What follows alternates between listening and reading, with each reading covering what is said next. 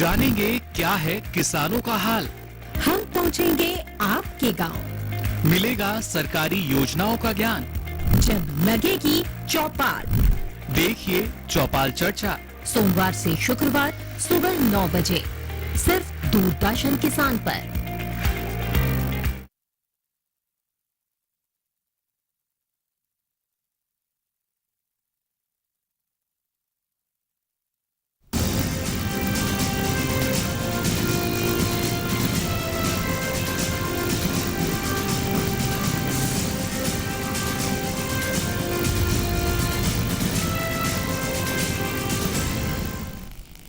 नमस्कार, किसान समाचार में आपका स्वागत है। मैं हूं आपके साथ रेशमा। आइए नजर डालते हैं इस वक्त की हेडलाइंस पर। केंद्र सरकार ने किसानों के लिए न्यूनतम समर्थन मूल्य उपलब्ध कराने की प्रतिबद्धता दोहराई। कृषि मंत्री नरेंद्र सिंह तोमर ने संसद को बताया, न्यूनतम समर्थन मूल्य को अधिक प्रभावी बनाने के लिए राज्य विधानसभा चुनाव संपन्न होने के बाद की जाएगी समिति गठित।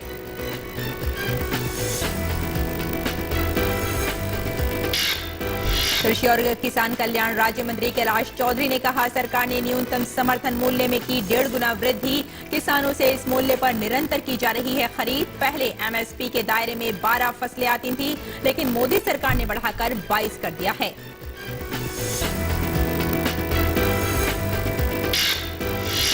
मध्य प्रदेश के मुख्यमंत्री शिवराज सिंह चौहान ने प्रधानमंत्री नरेंद्र मोदी से की मुलाकात। कहा, केन बेतवा लिंक परियोजना से लगभग 10 लाख हेक्टेयर जमीन में होगी सिंचाई। 50 लाख लोगों को भी मिलेगा पीने का पानी।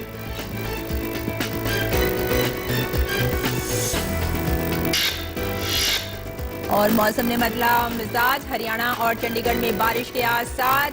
यमुनानगर में सर्वाधिक 26 mm बरसात। हिमाचल प्रदेश में शीतलहर हुई तेज। राज्य के ऊंचाई वाले अधिकांश इलाकों में हो रही है बर्फबारी। उत्तराखंड में वर्षा और ऊंचे इलाकों में बर्फबारी के बाद तापमान में आई और गिरावट। रबी की फसल को होगा फायदा।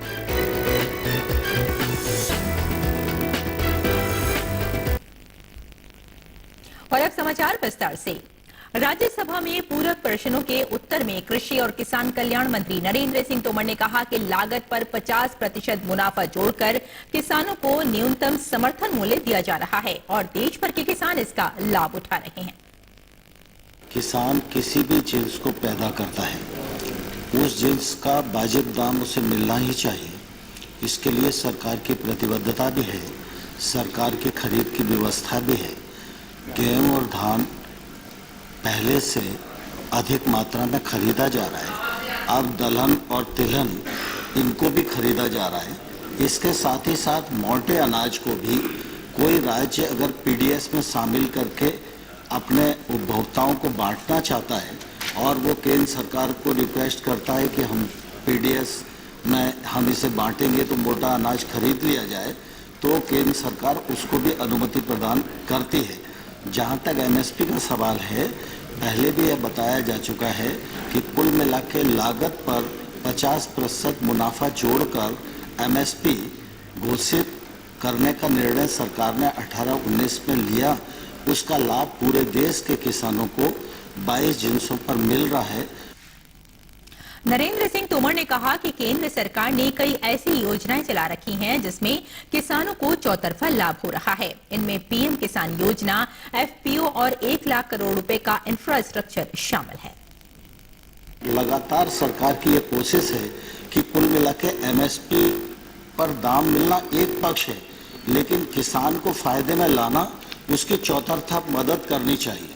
इसलिए पीएम किसान योजना, एफपीओ, 1 लाख करोड़ रुपए का इंफ्रास्ट्रक्चर फंड, ये सब इसीलिए प्रावधान किए गए हैं कि जो इंफ्रास्ट्रक्चर किसान की जरूरत है वो गांव में उसको नजदीक मिले, जिससे फसल के उपरांत जो उसका नुकसान होता है वो उस नुकसान से बच सके और इस इंफ्रास्ट्रक्चर का उपयोग कर सके। इसलिए चौतरफा प्रयत्न किए जा रहे हैं किसान की समृद्धि के लिए। राज्यसभा में एक सवाल के जवाब में कृषि एवं किसान कल्याण राज्य मंत्री कैलाश चौधरी ने कहा कि मोदी सरकार किसानों को मजबूत बनाने की दिशा में लगातार काम कर रही है। किसानों के मुद्दे और एमएसपी पर जल्द ही एक कमेटी बनाई जाएगी। उन्होंने बताया कि पहले एमएसपी के दायरे में 12 फसलें आती थी, लेकिन मोदी सरकार ने इन्हें बढ़ाकर 22 कर दिया है और एमएसपी भी 1.5 गुना कर दिया गया है। हमारे प्रधानमंत्री जी माननीय नरेंद्र मोदी जी की स्पष्ट है कि हमें किसानों को मजबूत करना है। किसान के लिए ऐसी कई महत्वपूर्ण योजनाएं बनी हैं। उन्हीं योजनाओं में से एक जो 2018 के अंदर हमने तय किया कि प्रधानमंत्री जी ने एमएसपी को 1.5 गुना करने का निर्णय लिया, और 1.5 गुना करने के बाद में उस समय जो क्रॉप थी वो 12 क्रॉप थी, लेकिन उसको बढ़ाकर 24 क्रॉप तक 22 क्रॉप अभी उस पर एमएसपी मिलती है। अब जो कमेटी की बात है, तो कमेटी के लिए माननीय प्रधानमंत्री जी ने स्वयं ने 19 नवंबर को कहा था कि हम एक ऐसी कमेटी का रिफॉर्म करके और करेंगे जो कि आने वाले समय में किसानों के जो मुद्दे या जो एमएसपी उसके ऊपर निर्णय हो। तो उसके लिए कमेटी के लिए हमने चुनाव आयोग को इसके लिए भेजा है, और चुनाव आयोग की जो कमेटी जो है वहां पर से प्रस्ताव आएगा तो उसके आधार पर हम आगे उसका निर्णय लेंगे, क्योंकि चुनाव कई राज्यों के अंदर अभी चुनाव चल रहे हैं। तो चुनाव को देखते हुए वहां से परमिशन मिलने के बाद में उस कमेटी का गठन होगा। कैलाश चौधरी ने स्वामीनाथन कमीशन की सिफारिशों के बारे में कहा कि उन सभी सिफारिशों को अडॉप्ट किया गया है जो किसानों के हित में है।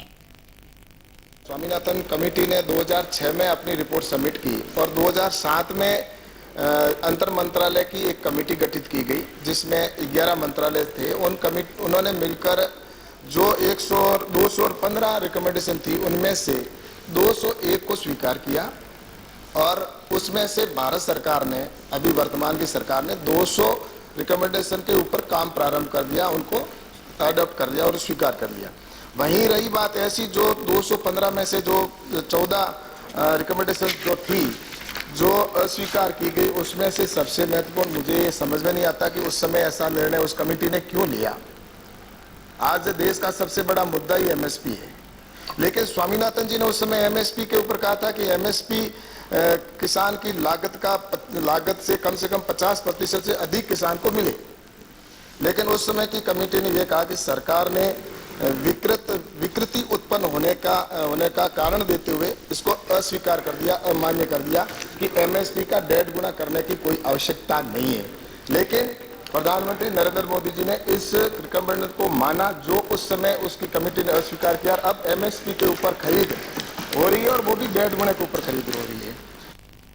और केंद्रीय वाणिज्य एवं उद्योग मंत्री पीयूष गोयल ने संसद के उच्च सदन में कहा कि सरकार पीएम मित्र योजना के तहत टेक्सटाइल के क्षेत्र को बढ़ावा दे रही है। इस योजना के तहत 1000 एकड़ के टेक्सटाइल पार्क बनाए जा रहे हैं। टेक्सटाइल में पीएम मित्र इस नाम की एक स्कीम लाए हैं जिसमें 7 टेक्सटाइल के बड़े पार्क्स 1000 एकड़ के बनाने जा रहे हैं। अब उसमें हमने राज्यों के बीच में एक स्पर्धा बनाई है कि राज्यों के बीच में स्पर्धा हो, कौन से राज्य टेक्सटाइल क्षेत्र को ज्यादा अधिक प्रोत्साहन देने के लिए आगे आते हैं, जमीन सस्ते में या बिना शुल्क के उपलब्ध कराते हैं, कौन से राज्य बिजली कम कीमत पे लंबे अरसे तक देते हैं। तो अलग अलग तरीके से राज्यों के बीच में स्पर्धा हो और उस स्पर्धा में से हम तय करें कि कहां पे ये टेक्सटाइल प्रमोशन पार्क है। मध्य प्रदेश के मुख्यमंत्री शिवराज सिंह चौहान ने गुरुवार को प्रधानमंत्री नरेंद्र मोदी से मुलाकात की और केन बेतवा लिंक परियोजना की राशि स्वीकृत करने के लिए मध्य प्रदेश की जनता की ओर से धन्यवाद दिया। मध्य प्रदेश के मुख्यमंत्री शिवराज सिंह चौहान ने बताया कि इन दोनों नदियों को जोड़कर जो बांध बनेंगे उससे लगभग 10 लाख हेक्टेयर जमीन में सिंचाई होगी और 50 लाख लोगों को पीने का पानी मिलेगा। रिवर लिंकिंग प्रोग्राम के लिए इस बजट में 44,000 करोड़ रुपए से ज्यादा की राशि स्वीकृत की गई। इन दोनों नदियों के जुड़ने से बांध बनाए जाएंगे, लगभग 10 लाख हेक्टेयर जमीन में सिंचाई होगी और 50 लाख लोगों को पीने का पानी मिलेगा। मध्य प्रदेश और उत्तर प्रदेश दोनों में आने वाला बुंदेलखंड लाभान्वित होगा। बुंदेलखंड की जनता में हर्ष की लहर है। मैंने प्रधानमंत्री जी को धन्यवाद दिया और निवेदन किया जो भूमि पूजन के कार्यक्रम में। और मौसम विभाग ने उत्तराखंड और हिमाचल प्रदेश में तेज बारिश और बर्फबारी की चेतावनी दी है। हिमाचल प्रदेश में शीतलहर तेज हो गई है। राज्य के अधिकांश ऊंचाई वाले इलाकों में बर्फबारी हो रही है, जबकि कई हिस्सों में गुरुवार सुबह से बारिश हो रही है। राजधानी शिमला में एक बार फिर बर्फबारी हुई, जबकि ऊंचाई वाले इलाकों में मध्यम बर्फबारी हो रही है। उत्तराखंड में वर्षा और ऊंचे इलाकों में बर्फबारी के बाद तापमान में और ज्यादा गिरावट आ गई है।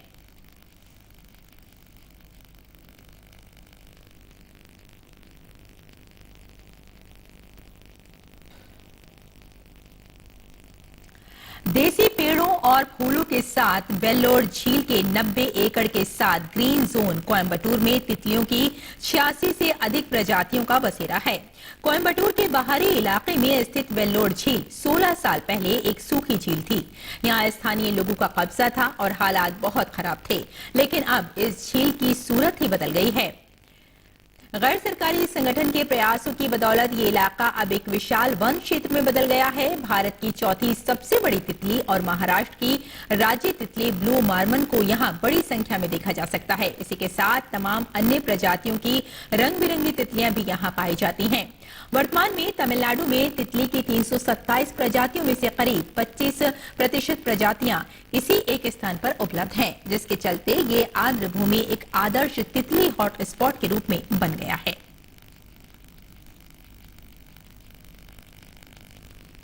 अगली खबर की ओर बढ़ते हैं। गुजरात के राज्यपाल आचार्य देवव्रत किसानों के अनुभव के कारण भारत में कृषि व्यवस्था और उसकी चुनौतियों को बखूबी समझते हैं।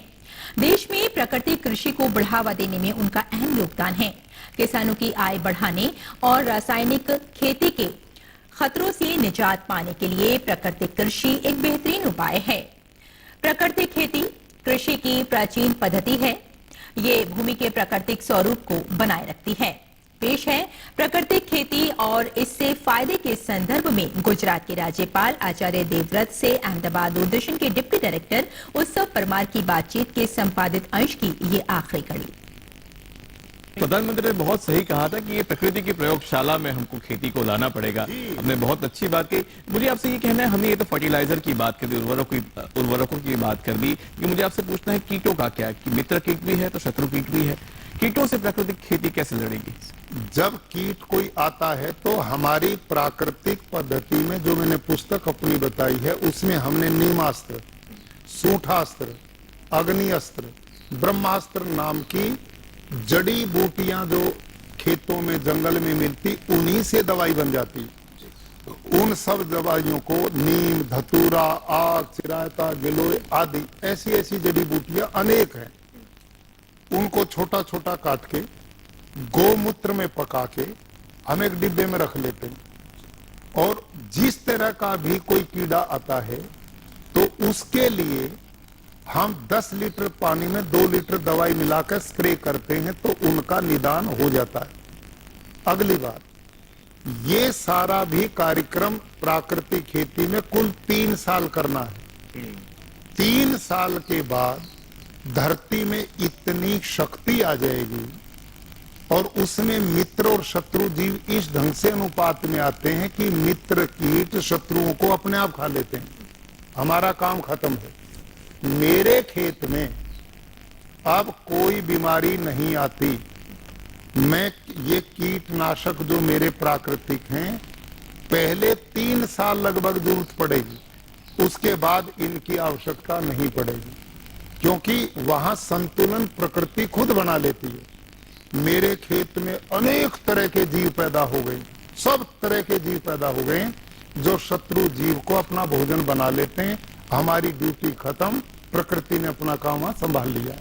वो ऐसा सब जगह हो जाएगा। और अंत में एक सवाल, किसानी जो आप राज्यपाल का जो पदभार आपने ग्रहण किया है, तो किसानी की जो समझ है, जो विजडम एक आती है, वो आप किस तरह से इस पद पर रहते हुए आपको वो अनुभव आपको काम में आ रहा है? मैं समझता हूँ कि किसानी के लिए गौरव की बात है कि आप इस पद पर आप पहुंचे हैं, तो ये अनुभव आपको किस तरह से यहाँ पे काम में आता है? देखिए उत्सव जी, मैं किसान के घर में पैदा हुआ। मैंने अपने खेत में अपने हाथ से हल भी चलाया है, गौ पालन भी किया है। मैं शिक्षक के साथ साथ खेती भी करवाता रहा। तो ये एक स्वाभाविक बचपन से एक शौक रहा है। और जब मैंने अपने खेत में अपने जहर मुक्त करके प्राकृतिक खेती अभियान चला और मुझे सफलता मिली, तो मेरे मन में एक विचार आया कि भारत के किसान को भी इसका लाभ क्यों न दिया जाए। पर्यावरण भी इससे बचेगा, पानी जल प्रदूषित होगा बचेगा, धरती का सारा जल हमने खींच लिया, वापस जमीन में धरती का पानी बारिश का जा नहीं रहा, क्योंकि रासायनिक यूरिया डीएपी ने धरती की परत को सख्त बना दिया। वो पानी पीती नहीं है।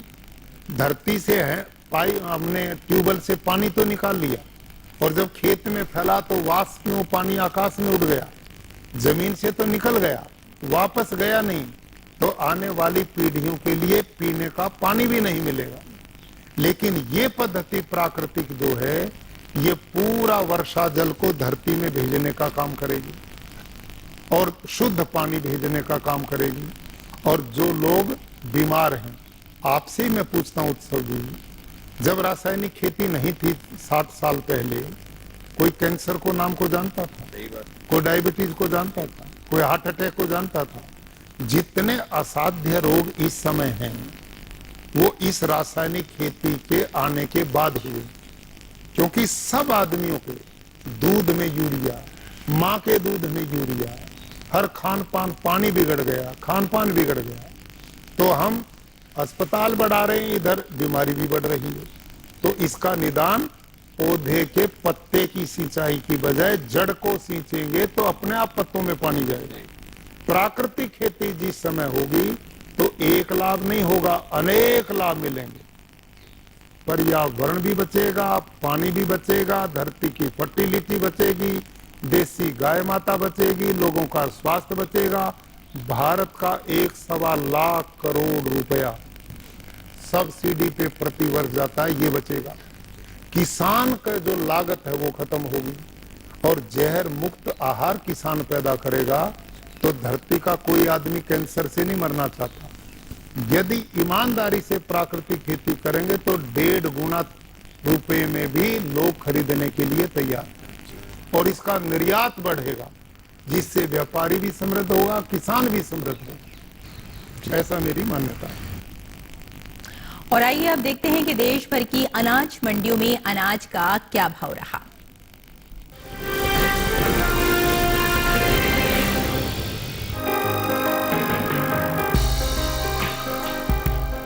इस साल भारत से काफी मात्रा में गेहूं का निर्यात हो रहा है।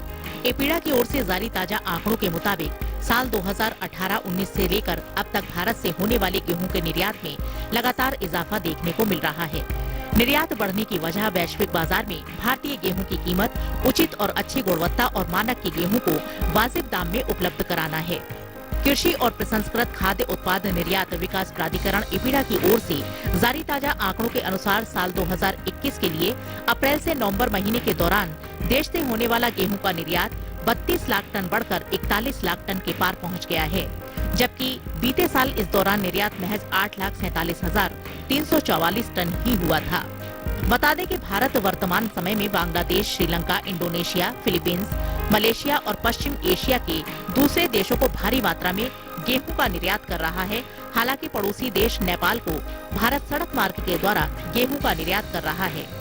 वहीं चालू रबी सीजन में गेहूं की बुवाई पीछे चल रही है। बीते कुछ समय से देश भर में आगे चल रहा गेहूं का रकबा 3 लाख हेक्टेयर पीछे चल रहा है। हालांकि रबी फसल वर्ष 2021-22 के दौरान गेहूं बुवाई निर्धारित लक्ष्य से 39 लाख हेक्टेयर आगे चल रही है। कृषि मंत्रालय की ओर से साल 2021-22 के लिए 28 जनवरी को जारी ताजा आंकड़ों के अनुसार किसानों ने रबी गेहूं की बुवाई 3 करोड़ 42 लाख हेक्टेयर से ज्यादा के क्षेत्रफल में कर ली है, जबकि साल 2020-21 के दौरान गेहूं की बुवाई का रकबा 3 करोड़ 45 लाख 86 हजार हेक्टेयर रहा था। गेहूं के हाजिर भाव पर नजर डालें तो एगमार्क नेट के अनुसार गुजरात की राजकोट मंडी में 2 फरवरी को लोकवान गेहूं का भाव था 2085 रूपए। 3 फरवरी को इसके भाव में 10 रूपए की नरमी आई और भाव हो गया 2075 रूपए। वहीं मध्य प्रदेश की खातेगांव मंडी में इस दौरान गेहूं के सौदों में गिरावट के साथ कारोबार हुआ। यहां 2 फरवरी को गेहूं का भाव रहा 2010 रूपए। 3 फरवरी को इसके सौदे 25 रूपए लुढ़क कर 1985 रूपए पर हुए। हालांकि राजस्थान के बेगू मंडी में बीते 2 दिनों के दौरान गेहूं के भाव स्थिर रहे। यहां 2 और 3 फरवरी को गेहूं 2060 रूपए पर बिका, जबकि उत्तर प्रदेश की लखीमपुर मंडी में धारा गेहूं के भाव में बढ़त देखने को मिली। यहां 2 फरवरी को धारा गेहूं का भाव था 1920 रूपए। 3 फरवरी को इसके सौदों में 5 रूपए की तेजी आई और भाव 1925 रूपए पर जा पहुंचा। वहीं पश्चिम बंगाल की दुर्गापुर मंडी में 2 फरवरी को कल्याण गेहूं का भाव रहा 2200 रूपए। 3 फरवरी को इसके भाव में कोई बदलाव नहीं आया और भाव 2200 रूपए पर बरकरार रहा।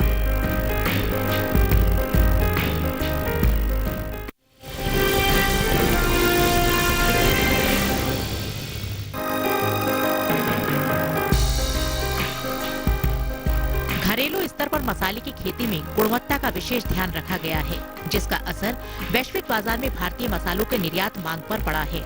हर साल भारतीय मसालों की मांग अंतर्राष्ट्रीय बाजार में बढ़ती जा रही है। भारतीय मसाला बोर्ड की ओर से जारी ताजा आंकड़ों के अनुसार साल 2020-21 के दौरान कुल मसालों का निर्यात 17,58,984 टन के पार पहुंच गया है। भारत विश्व का सबसे बड़ा उत्पादक, उपभोक्ता और मिर्च का निर्यातक है। भारत में लाल मिर्च आंध्र प्रदेश, कर्नाटक, मध्य प्रदेश और महाराष्ट्र में 7,92,000 हेक्टेयर में उगाई जाती है।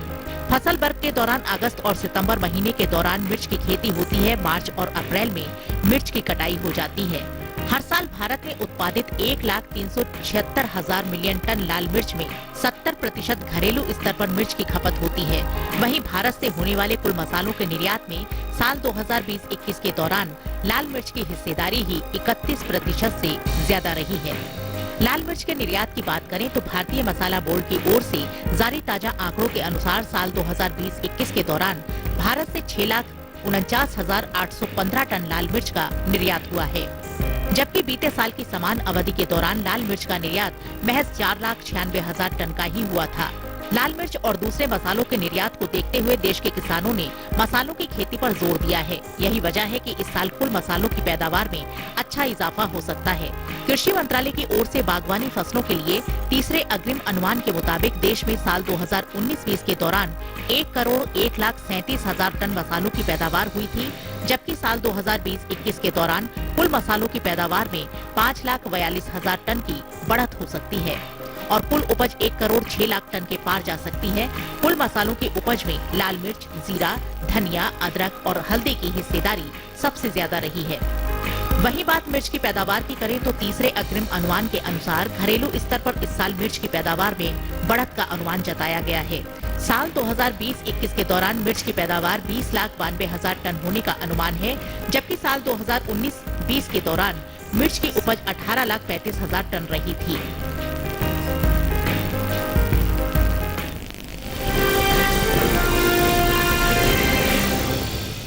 और खेती किसानी के साथ साथ आइए नजर डाल लेते हैं कुछ और खास खबरों पर, यानी हमारा सेगमेंट खास खबर।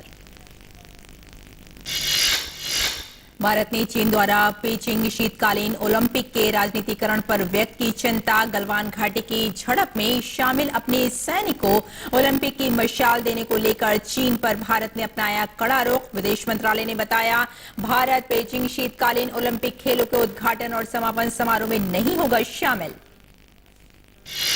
प्रसार भारती के सीईओ शशि शेखर वेम्पटी ने ट्वीट कर दी जानकारी। कहा, डीडी स्पोर्ट्स चैनल बीजिंग में हो रहे शीतकालीन ओलंपिक के उद्घाटन और समापन समारोह का नहीं करेगा सीधा प्रसारण। ऑस्ट्रेलिया के एक समाचार पत्र द कलेक्शन ने किया दावा। कहा, 2020 में गलवान घाटी में सीमा पर भारत के साथ हुए संघर्ष में चीन को उठाना पड़ा था बहुत ज्यादा नुकसान। दोनों देशों के बीच टकराव के दौरान कई चीनी सैनिकों को शून्य से काफी नीचे तापमान की स्थितियों में अंधेरे में एक नदी पार करते हुए डूबते देखा गया। पुणे के यरवदा इलाके में गुरुवार देर रात एक निर्माणाधीन इमारत का एक हिस्सा गिरने से कम 5 श्रमिकों की मौत और 5 घायल। पुणे के ट्रैफिक पुलिस कमिश्नर के मुताबिक लोहे की विशाल जाली साइट पर काम कर रहे 10 मजदूरों पर गिरी। सभी मजदूर बिहार के निवासी। हादसे के कारणों की जांच जारी। चुनाव से ठीक पहले पंजाब के मुख्यमंत्री चरणजीत सिंह चन्नी को लगा झटका। प्रवर्तन निदेशालय ने मुख्यमंत्री चरणजीत सिंह चन्नी के भतीजे भूपेंद्र सिंह हनी को अवैध रेत खनन मामले में किया गिरफ्तार। भूपेंद्र सिंह पर मनी लॉन्ड्रिंग का आरोप। ईडी ने पिछले सप्ताह हनी के फ्लैट से करोड़ों की नकदी और कीमती वस्तुएं की थी बरामद। उत्तर प्रदेश में विधानसभा चुनाव के तीसरे चरण के लिए नामांकन वापस लेने का शुक्रवार आखिरी दिन। शुक्रवार को ही चौथे चरण के लिए उम्मीदवारों के नामांकन पत्रों की होगी जांच पड़ताल। स्वास्थ्य मंत्रालय के अनुसार 34 राज्यों और केंद्र शासित प्रदेशों में कोविड संक्रमण दर में गिरावट। 268 जिलों में संक्रमण दर 5% से नीचे। 16 राज्यों और केंद्र शासित प्रदेशों में 100% पात्र लोगों को दी जा रही है कोविड टीके की पहली खुराक। 4 राज्यों और केंद्र शासित प्रदेशों में टीकाकरण की दर 96 से 99% के बीच। देश में कोरोना महामारी के खिलाफ लड़ाई में सरकार टीकाकरण अभियान के तहत लोगों को लगा रही है तेजी से टीके। राष्ट्रव्यापी कोविड टीकाकरण के तहत अब तक 168 करोड़ से अधिक लगाए जा चुके हैं टीके। बीते 24 घंटों में 50 लाख से अधिक लगाए गए टीके। सरकार ने कोविड-19 टीके की दोनों खुराक दिए बिना ही लाभार्थी को दोहरे टीकाकरण के रूप में पंजीकृत किए जाने की मीडिया रिपोर्टों को किया खारिज। स्वास्थ्य मंत्रालय ने कहा कि ऐसी मीडिया रिपोर्ट न केवल भ्रामक बल्कि पूरी तरह से है गलत और आधारहीन। तो किसान समाचार में फिलहाल इतना ही। अनुमति दें, नमस्कार।